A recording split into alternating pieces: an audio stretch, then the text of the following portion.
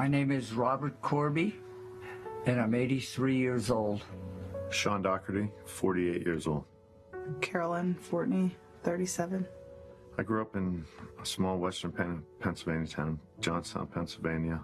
I grew up in Bethlehem. Anhot, which is like right behind Steel High School, Steelton area. I was groomed starting young. The day I met him, I was around 18 months old. They targeted me because I was fatherless. I was in my diaper, and I ran out and ran right to him. We were taught, I mean, the priests and the nuns are God. Just think, like, the word God makes me think of him, and I just...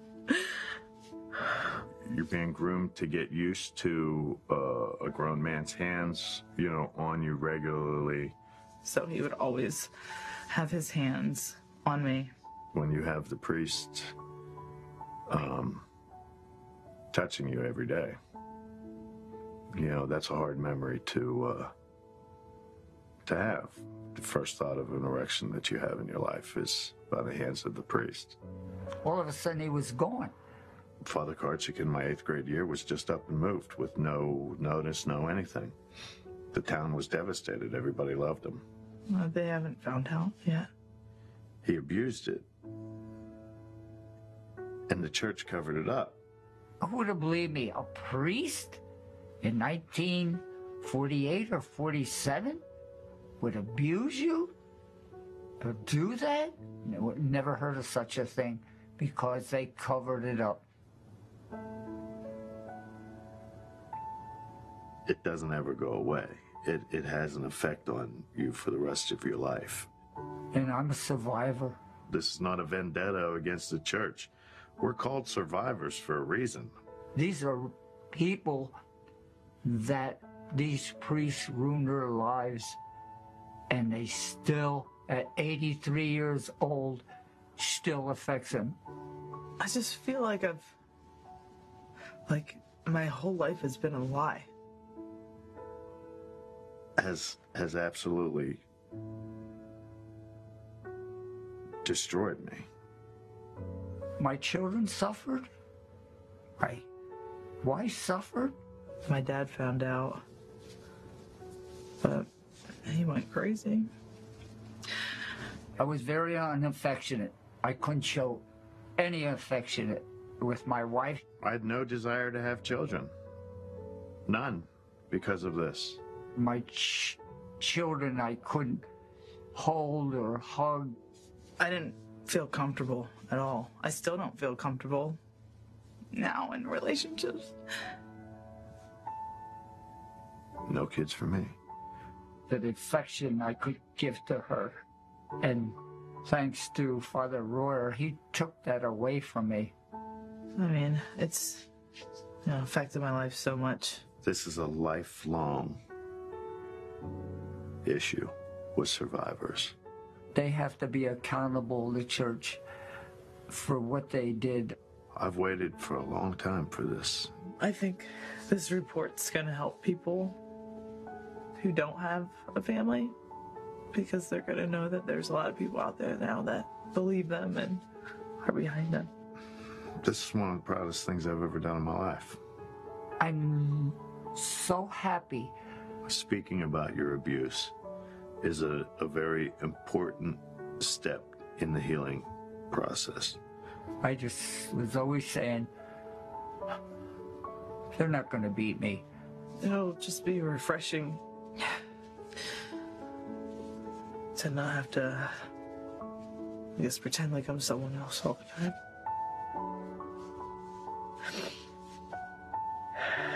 It's very lonely. Especially when it's your word against God's.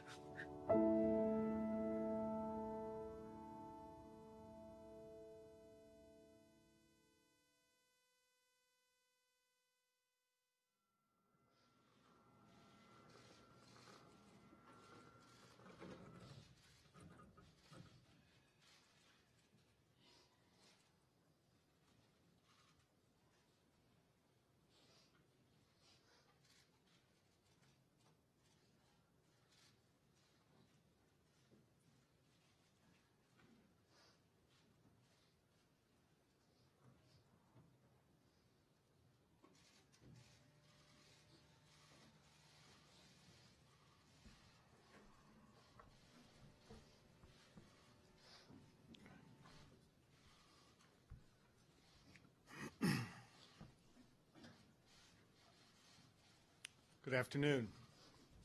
Josh Shapiro, honored to serve as Pennsylvania's Attorney General.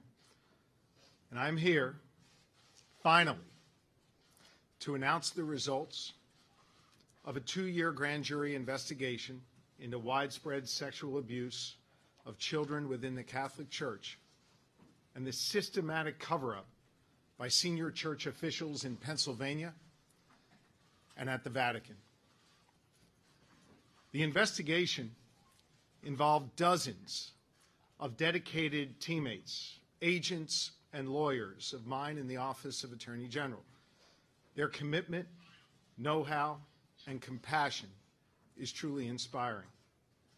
Our team was led by 3 extraordinary prosecutors: Michelle Henry, our first Deputy Attorney General, Executive Deputy Attorney General Jennifer Selber, and of course, Senior Deputy Attorney General Dan Dye. I also want to thank a special unit within the FBI whose assistance was indispensable to our investigation. Over the last several months, an intense legal battle has played out between my office and individuals who have concealed their identities through sealed court filings. These petitioners, and for a time some of the dioceses, sought to prevent the entire report from ever seeing the light of day. In effect, they wanted to cover up the cover-up. They sought to do the same thing that senior church leaders in the dioceses we investigated have done for decades: bury the sexual abuse by priests upon children and cover it up forever. Shamefully, these petitioners still don't have the courage to tell the public who they are. Moments ago, an 884-page report issued unanimously by the 40th statewide investigative grand jury, the largest, most comprehensive report into child sexual abuse within the Catholic Church ever produced in the United States, was released. It builds on the Boston Globe's Spotlight report, which identified 229 abuser priests, the 2005 Philadelphia grand jury report into the Archdiocese, which identified over 60 abuser priests, and the 2016 Altoona-Johnstown investigation conducted by the Office of Attorney General, which named at least 50 abuser priests. The report published today, in accordance with the July 27th Pennsylvania Supreme Court order, has some redactions. Let me be very clear.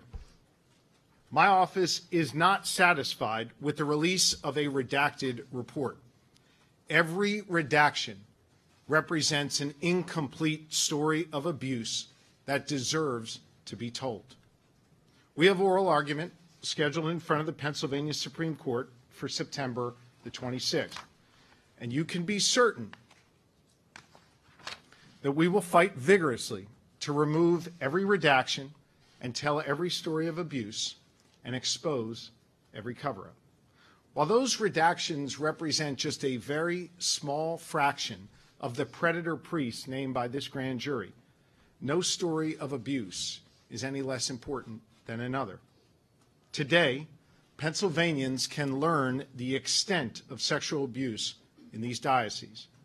And for the first time, we can begin to understand the systematic cover-up by church leaders that followed. As the members of the grand jury wrote in their report, we need you to hear this. There have been other reports about child sex abuse within the Catholic Church, but never on this scale. For many of us, those earlier stories happened someplace else. Now we know the truth. It happened everywhere. This lengthy report was written by 23 committed grand jurors based on extensive testimony and documentation. It goes into great detail about widespread sexual abuse and cover-up within the Catholic Church. I respectfully ask for your patience as I walk you through the contents of this report. And while I will endeavor to give a full accounting of the report so that you get a full picture of what transpired in the shadows over decades, nothing I can say in the time we have together today will do full justice to the 2 years of work done by these grand jurors. I ask that you take the time to read the report. This painful body of facts and documents contained in it, which is now posted on the Office of Attorney General website. Now I will lay out the following: the unprecedented scope of this investigation, the abuse, diocese by diocese, charges resulting from this grand jury investigation, the systematic cover-up by church leaders, the weaponization of faith, the failure of law enforcement, and finally, the recommendations of the grand jury. The grand jury investigated 6 dioceses: Allentown, Harrisburg, Pittsburgh, Greensburg, Erie, and Scranton. Their work built on previous grand jury investigations into the Diocese of Philadelphia and Altoona, Johnstown, and paints a complete picture of abuse and cover-up in every diocese in Pennsylvania. The grand jury investigation began about 2 years ago because we realized during the Altoona, Johnstown investigation that the abuse and cover-up was not just limited to that region, but it was pervasive throughout the entire Commonwealth of Pennsylvania. Dozens of witnesses testified before the grand jury, detailing acts of sexual abuse by priests and how senior church officials covered up their criminal conduct, prioritizing their institution over the safety and welfare of these young boys and girls. The grand jury subpoenaed and reviewed 500,000 pages of documents, internal church documents, and official records. The abuse scarred every diocese. The cover-up was sophisticated. And all the while, church leadership kept records of the abuse and the cover-up. These documents, from the diocese's own secret archives, formed the backbone of this investigation, corroborating accounts of victims and illustrating the organized cover-up by senior church officials that stretched, in some cases, all the way to the Vatican. The term secret archives is not my term. It is how the church officials themselves referred to the troves of documents sitting in filing cabinets just feet from the bishops' desks. In each diocese, the bishops had the key to the secret archives, which contained both allegations and admissions of the abuse and the cover-up. The grand jury uncovered credible evidence of sexual abuse against 301 predator priests. As shocking as that number is, the grand jury report notes that the jurors didn't automatically name every priest mentioned in the documents and the secret archives. They actually received files on more than 400 priests, but were careful not to name names if the information was too scanty to make a reasonable determination about what had happened. Over 1,000 child victims were identified by our investigation, though the grand jury notes that they believe that number was in the thousands. As the report reads, we should emphasize that while the list of priests is long, we don't think we got them all. We feel certain that many victims never came forward and that the diocese did not create written records every single time they heard something about abuse, the grand jurors wrote. As I detail the grand jury's findings, I will use graphic language from the report that may make some uncomfortable. But these words are the only way to adequately explain the sexual abuse committed by priests upon children. This is not to be salacious. It is to share the truth, to keep a promise I made to these victims that I would, in their words, talk about what this abuse actually was, and not rely on the euphemisms that church officials used for decades to cover it up. You see, church officials routinely and purposefully described the abuse as horseplay and wrestling and inappropriate contact. It was none of those things. It was child sexual abuse, including rape, committed by grown men, priests, against children. Above all else, they protected their institution at all cost. As the grand jury found, the church showed a complete disdain for victims.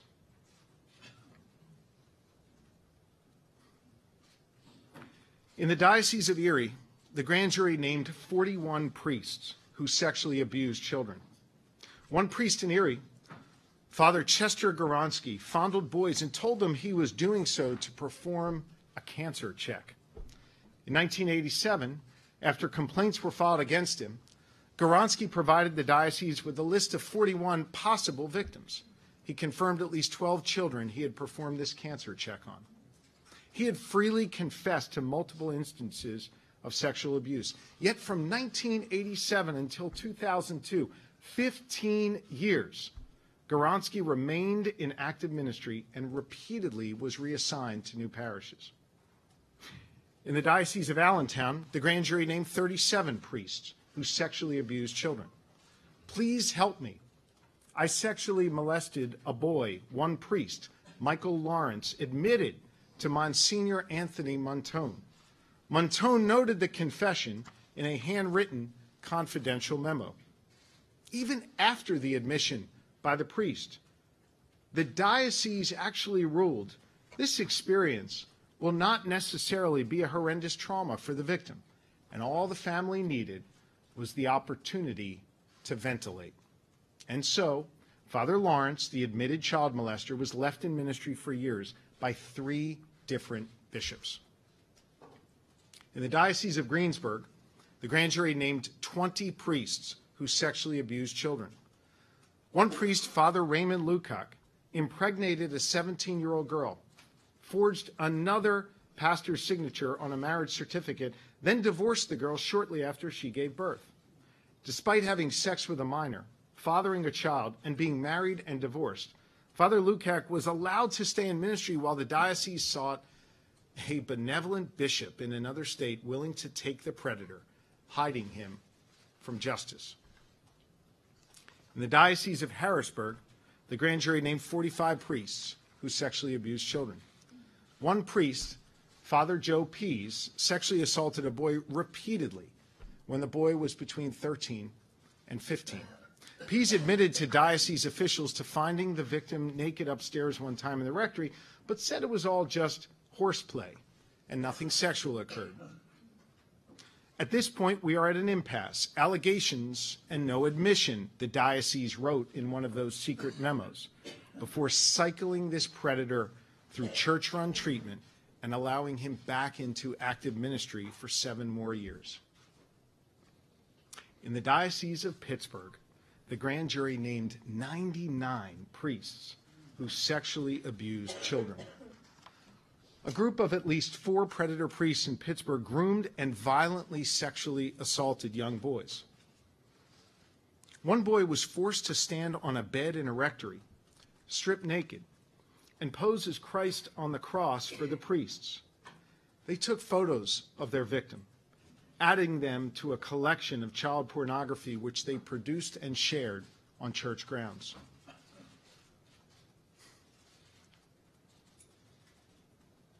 To make it easier to target their victims, the priests gave their favored boys gifts, gold crosses to wear as necklaces. The crosses were markings of which boys had been groomed for abuse. The grand jury saw one of those gold crosses when one of the victims of the Pittsburgh priests testified. In the Diocese of Scranton, the grand jury named 59 priests who sexually abused children. A diocese priest, Thomas Skotek, raped a young girl, got her pregnant, and then that priest arranged for an abortion. Bishop James Timlin expressed his feelings in a letter. He wrote, "This is a very difficult time in your life, and I realize how upset you are. I too share your grief." Except the bishop's letter was not for the girl. The bishop wrote that letter to the rapist. Just these few examples of those contained in the report demonstrate starkly similar corrupt and unconscionable abuse. The pattern was abuse, deny, and cover up. The effect not only victimized children, it served a legal purpose that church officials manipulated for their advantage. The longer they covered it up, the less chance law enforcement could prosecute these predators because the statute of limitations would run. As a direct consequence of the systematic cover-up by senior church officials, almost every instance of child sexual abuse we found is too old to be prosecuted, but not every instance. The grand jury issued presentments, and we filed charges against a priest in Greensburg and a priest in Erie who sexually assaulted children. In Greensburg, we charged Father John Sweeney with sexually abusing a 7-year-old boy. Sweeney pled guilty earlier this month. He is now an admitted sexual predator. In Erie, we charged Father David Polson with sexually abusing one boy for 8 years, starting when he was just 8 years old. He actually made the boy go to confession to admit his sins to Polson himself. The bishop at the time, Donald Troutman, knew all about this abuse, and Troutman covered it up. As a result of the previous grand jury in Altoona, Johnstown, 2 Franciscan friars admitted they endangered the welfare of minors, covering up sexual assaults by a fellow friar. So this grand jury, and the one that preceded it, did not just write reports. They recommended charges where they legally could, and we followed through. We all wish more charges could be filed, but due to the church's manipulation of our weak laws in Pennsylvania, too many predators were out of reach. The cover-up made it impossible to achieve justice for the victims. Church leaders in every one of the 6 dioceses handled complaints of sexual abuse the same way for decades, by covering it up. The grand jurors wrote, all of the victims were brushed aside in every part of the state by church leaders who preferred to protect the abusers and their institutions above all. Priests were raping little boys and girls, and the men of God who were responsible for them not only did nothing, they hid it all for decades. Monsignors, auxiliary bishops, bishops, archbishops, cardinals have mostly been protected. Many, including some named in this report, have been promoted. Father Schlert, identified in the report, is now Bishop Schlert. Bishop Worrell is now Cardinal Worrell. Father Zubik is now Bishop Zubik. Predator priests were allowed to remain in ministry for 10, 20, even 40 years after church leaders learned of their crimes. In those years, their lists of victims got longer and longer. There are simply too many examples of the cover-up to share right now. All are documented in that grand jury report. But let me share just 2 examples that show the lengths to which the Catholic Church would go to cover it up. The first case is an example of a corrupt bishop putting the institution ahead of its flock's well-being and repeatedly lying about it. The Diocese of Erie knew Father William Presley was sexually abusing at least 2 minors as early as 1987. Instead of reporting it to police, diocesan officials held meetings with Presley to review the complaints. They noted that he never denied the allegations. Despite that, they concluded Presley's victims were troubled and had psychological problems. The diocese chose to send Presley for evaluation by a doctor and then placed him right back in ministry. After the child sex abuse scandal erupted in the Boston Archdiocese in 2002, 3 separate victims notified Bishop Troutman of their abuse at the hands of Presley, which is detailed in the report. Troutman spoke with Presley, who admitted the abuse. Then, 15 years after the Erie Diocese first learned Presley was a predator, the bishop finally revoked Presley's priestly faculties. After Presley's removal, responding to press inquiries about Presley, the diocese issued a comment saying it knew of only one abuse allegation and had, quote, no information to provide on other possible allegations against Presley. The diocese lied. Bishop Troutman had personal knowledge of at least 3 victims who had reported their abuse to him. There was only one entity that Bishop Troutman apparently was honest with: the Vatican. The bishop privately detailed the abuse to Vatican officials in 2003, writing, it, quote, confirms my suspicion that there are even more victims of the sexual abuse and exploitation perpetrated by Presley. The diocese and Troutman were telling the public and the faithful one thing, while they were telling the Vatican an entirely different story. Years later, in 2006, Troutman finally chose to report Presley to law enforcement, falsely telling prosecutors that these allegations only came to light a few years ago. The grand jury found this report to law enforcement was another lie.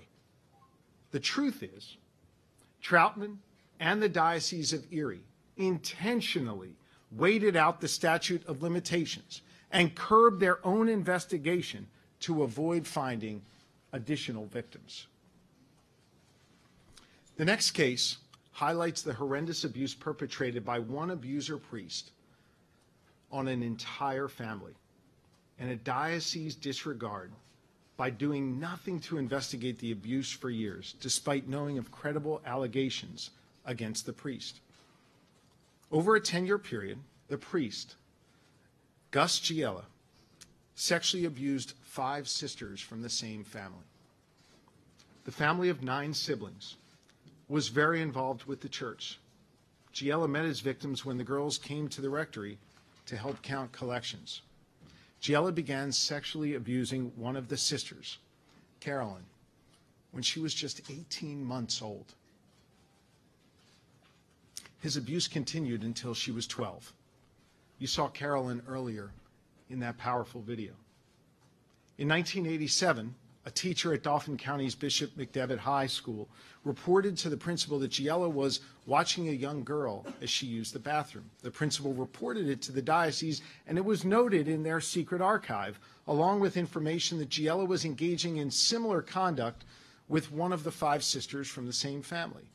A memorandum in the church's secret archive about Giella's abuse concluded the high school principal was instructed to do nothing in the case until the matter had been discussed with the diocesan legal counsel.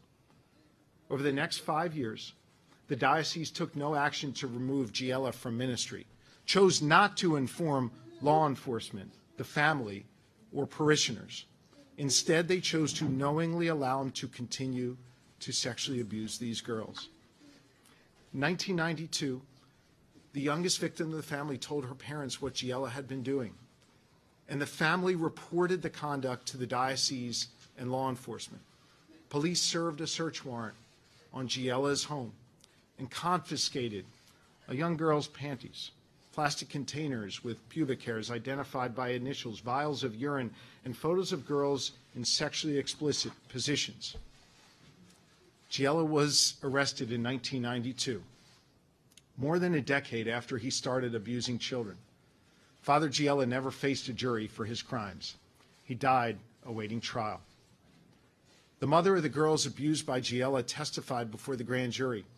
She said she confronted church officials, Monsignor Overbaugh, when she learned of Giella's years of abusing his daughters.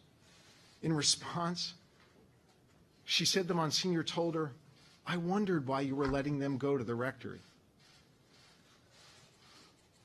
The grand jury concluded Giella's tragic abuse of these girls could have been stopped much earlier if the Diocese of Harrisburg had acted on the original complaint. The family of the sisters abused by this predator have never been able to tell their story until today. They were gagged from speaking by a confidentiality agreement insisted on by the diocese in exchange for settling their claims against the church. Instead of helping these girls heal, they paid for their silence. These women no longer need to be silenced. Today, the grand jury finally gives this family of victims their voice. Predators in every diocese weaponized the Catholic faith and used it as a tool of their abuse. Father William Presley gave a boy sedatives to relax him before his abuse, then told him it was okay because he was a priest. Father Edmund Perico told altar boys not to wear any clothing underneath their cassocks because God didn't want clothes on their skin as they served Mass. Father Robert Moslener groomed his middle school students for oral sex by telling them how Mary had to lick Jesus clean after he was born. Father Arthur Long told his young victim as he pressured her to have sex, God wants us to express our love for each other in this way. Father Ed Graff told a 7th grader he abused that what they were doing was okay because the priest was an instrument of God. Monsignor Thomas Benestad made a 9-year-old give him oral sex, then rinsed the boy's mouth out with holy water to purify him. These children,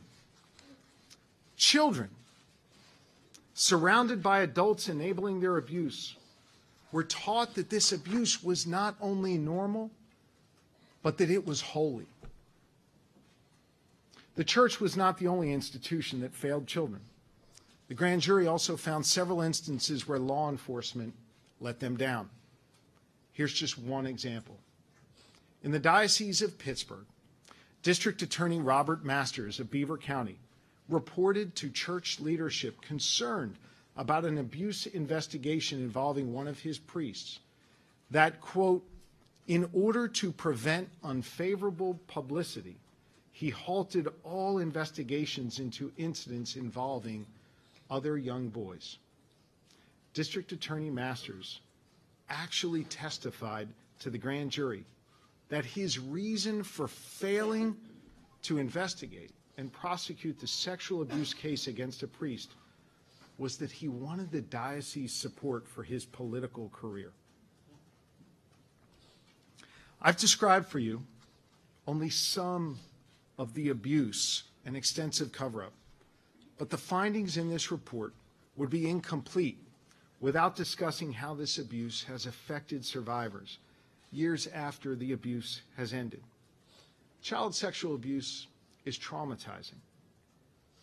In these cases, there is an additional layer of trauma because the abuse came at the hands of their spiritual leaders.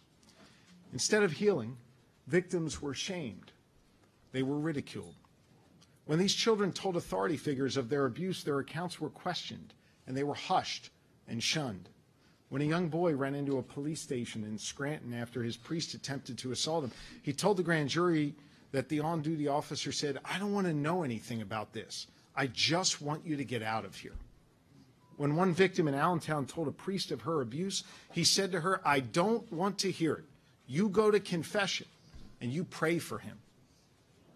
When another victim of the same abuser priest tried to tell another clergyman, that clergyman said, don't say the name.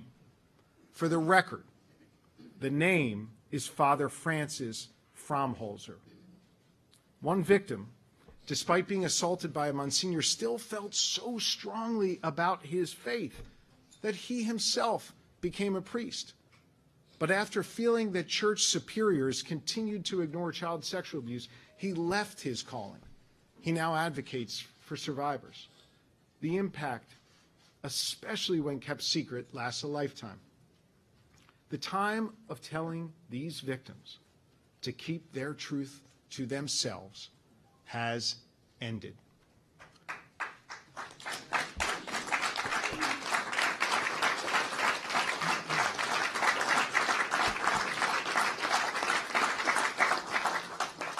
Unlike the Catholic Church, and some in law enforcement. We hear you, and we believe your truth. I want to thank the many victim support groups, including the Pennsylvania Office of Victim Advocate, for the work they do every single day to support survivors and their assistance throughout this process. Several dozen survivors are here with us today, each with a story of lifelong impact from their abuse. But let me tell you about just one of them, whose story is sadly not unique.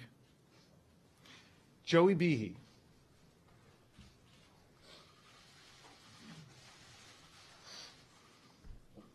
Joey was a 7-year-old boy from the Diocese of Allentown. He was repeatedly raped by Father Edward Graff, a priest who, according to the grand jury, raped scores of children over 35 years. Father Graff was a physically imposing man and an alcoholic. When he attacked Joey, he bore down on his back with such force that Joey's spine was severely damaged. Joey received treatment for this back injury and eventually became addicted to painkillers that the doctors had prescribed him. He ultimately overdosed and died. Before he died, Joey wrote to the Diocese of Allentown. Father Graff did more than rape me, Joey wrote. He killed my potential, and in doing so killed the man that I should have become. Joey's mom, Judy, is here today. She testified before the grand jury.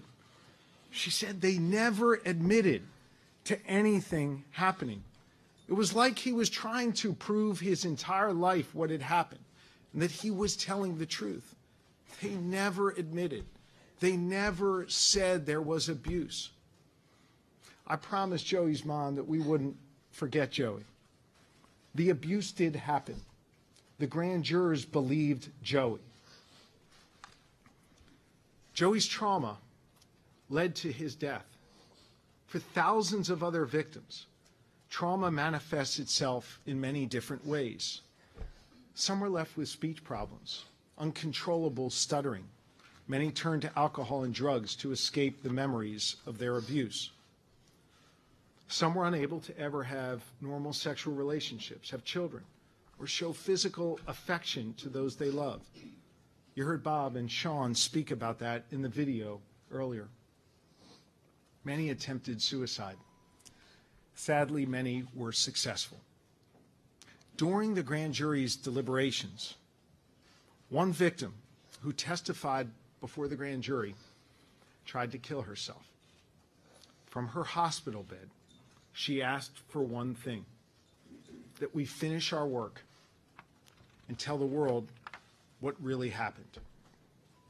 For many of the victims, this grand jury report is justice.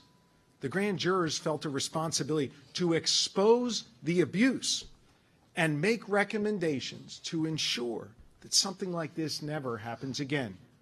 In their words, we are going to shine a light on their conduct because that is what the victims deserve. And we're going to make our recommendations for how the laws should change so that no one will have to conduct another inquiry like this one. We exercise our historical and statutory right as grand jurors to inform the public of our findings. The report continues. We can't charge most of the culprits. What we can do is tell our fellow citizens what happened and try to get something done about it. Here are the 4 reforms that the grand jury recommends to prevent this type of abuse from happening again and care for victims.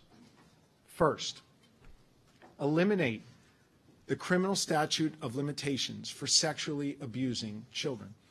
Child sexual predators should no longer be able to hide behind a criminal statute of limitations. Thanks to a recent amendment, the current law permits victims to come forward until age 50. That's better than it was before, but still not good enough, according to the grand jury. Given the physical and emotional trauma that sexual abuse victims undergo, it is well documented that the process of telling someone about their abuse can take years or even decades. Justice for these victims should not be denied. Pennsylvania lawmakers should send a clear message and empower law enforcement agencies to hunt down all future child predators, no matter how long they live. Second, the grand jury urges lawmakers to create a civil window in Pennsylvania so that older victims may now sue for damages from when their bodies were defiled as children. The law in place now gives child sex abuse victims 12 years to sue once they turn 18. But victims in their 30s or older fall under a different law. They get only 2 years. For victims in this age range, the window for them to sue expired back in the 1990s, long before revelations about the institutional nature of sexual abuse within the church. This is unacceptable. The grand jury proposal would open up a limited window, offering abuse survivors a chance, finally, to be heard in court. All we're asking is to give victims those 2 years back, the grand jurors wrote. I've spent time with dozens of victims, those here today and those across Pennsylvania. Not one has ever expressed a desire for compensation when they came forward and shared their truth. But they shouldn't have to go without means to pay for the counseling and substance abuse treatment and other assistance they need to fight the demons inflicted upon them by the church. Several other states have legally created windows for victims to sue. This report demonstrates the need for this reform in Pennsylvania. This has actually been debated in the halls of the General Assembly in the past. But so far, the interests of the church and the insurance lobby have triumphed over the needs of victims. Given the findings of this grand jury, such a position should no longer be tenable. Heed the words of the grand jurors. Trust the victims. Adopt this reform. Third, the grand jury recommends that the penalties for a continuing failure to report child abuse be clarified. We can't pass laws telling the church how to administer internal operations, but we can demand that it inform authorities about rapists and molesters, wrote the grand jury. They recommended fixing the law, which currently creates a legal gray area around an abuser being, quote, active or not, and if their repeated instances of abuse are targeted at the same child or many children. The new language should impose a continuing obligation to report, quote, while the person knows or has reasonable cause to believe that the abuser is likely to commit additional acts of child abuse. Fourth and finally, they believe that civil confidentiality agreements should not cover communications with law enforcement. Confidentiality agreements between victims and the church were usually written to make the victim afraid of talking to anyone at all. Victims assume they can't even talk to the police. This is not true, and church officials use this as a tool to silence victims and protect the institution. The grand jury is recommending that this be made crystal clear, proposing a new statute that no past or present non-disclosure agreement prevents a victim from talking to law enforcement. Additionally, they recommend the statute should require that future agreements must plainly state that contact with police about criminal activity is permitted. The dioceses have issued many public statements in recent times. They claim to have changed their ways. They claim to have put appropriate safeguards in place and no longer have tolerance for sexual abuse of any kind. Statements are one thing. The proof of their claims will be if they support each of the 4 grand jury recommendations. So, on behalf of the grand jurors, I issue the following clear challenge to every Pennsylvania bishop and the archbishop in each diocese. Adopt and support each and every one of these recommendations and to Pennsylvania law right now. Adopt and support each of these recommended reforms to Pennsylvania law right now. Stand up today, right now, and announce your support for these common sense reforms. That is the real test that will determine whether or not things have really changed, or if it'll just be business as usual after the dust settles. I want to single out Bishop Persico of Erie for his public actions recently, signaling a new way forward for the church to respond to the sexual abuse scandal. His response to this crisis actually gives me some hope. While some bishops submitted written statements, Bishop Persico was the only one to testify before the grand jury in person. He told the grand jury the mishandling of complaints by his predecessors made him angry and that he wanted to do the right thing. He did. I want to sincerely thank the men and women of the grand jury who traveled long distances several days every month for 2 years of their lives to listen to heartbreaking testimony and ultimately issue this report. These 23 fellow Pennsylvanians listened to accounts of horrific sexual abuse of victims by priests, and they reached a unanimous set of conclusions in approving this report. We owe them a profound debt of gratitude. Your public service was impactful, and you made a difference. On behalf of our entire team in the Office of Attorney General, the victims, and the people of Pennsylvania, I thank each and every one of those 23 grand jurors. My office works to protect children throughout Pennsylvania every single day. We pursue child sexual abuse and institutional cover-up wherever we find it, in places of worship, in schools, in government offices, wherever we find it. In just the past 12 months, our prosecutors have filed charges involving child sexual abuse against a police chief, a deputy county coroner, a pediatrician, and university officials. We also have many active investigations across the Commonwealth. The time for institutions to place their own interests above protecting our children is over. I will not tolerate it. To that end, our investigation into child sexual abuse within the Catholic Church remains ongoing. If you are listening to this news conference and you know of sexual abuse being committed by a priest or a member of clergy against yourself or anyone else, please call us. Our special clergy abuse hotline is 888-538-8541. Words cannot adequately describe these horrors, but the grand jurors, my team of prosecutors and agents and professionals, and these survivors reveal a clear picture of abuse and cover-up. These predator priests were allowed to thrive in darkness for decades, but sunshine is a powerful disinfectant. There were two primary goals outlined by the grand jurors: to disclose the abuse and to ensure it never happens again. The abuse and cover-up is now publicly disclosed for the people of Pennsylvania to read for themselves. The critical question now is whether elected representatives and church officials will actually listen.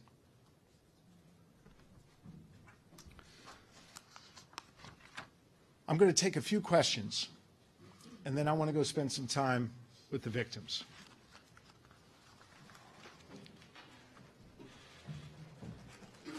Mark.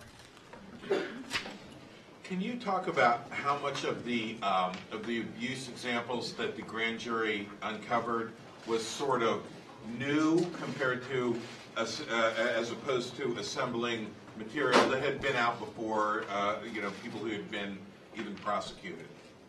You'll read the report for yourself, and you will see many instances of abuse that heretofore had never become public. Read the report. It's all documented in there. There's a high school in Pittsburgh named Cardinal Wuerl North Catholic High School. And I was wondering if, in light of this report and Cardinal Wuerl's complicity in the cover-up, do you recommend that Bishop Zubik take Cardinal World's name off that high school? Those are decisions for the church to make. Tony. You mentioned the Bishop of Erie and the actions he's taken recently. In this vast investigation along the way, were there any heroes among the clergy? Was there anyone who stood up and said, trying to do the right thing? People behind me are the heroes. The survivors are the heroes. I've issued a clear challenge to each bishop and the archbishop. Depending upon how they respond to that challenge, then I'll answer your question if any of them are going to be heroes. I think this is clear, but I just want to make sure. Do you anticipate any more charges against any of the 301 priests as a result of this investigation? And of the 301 priests, how many are currently living freely or lived freely until their death? Nikki, we ran a statute of limitations test on each and every one of the 301 priests. We charged those that we could charge. That said, this investigation is active and ongoing. As for those living, not living, where their whereabouts are, I can't answer that question at this time. Are any of those 301 in active ministry? I think you have to read the report and you'll be able to identify them. Yes. How many names were redacted? Right here. Yes. You put the phone number up there, the hotline number. I imagine this report has been complete for some time. I'm curious if you've received any phone calls from members of the public.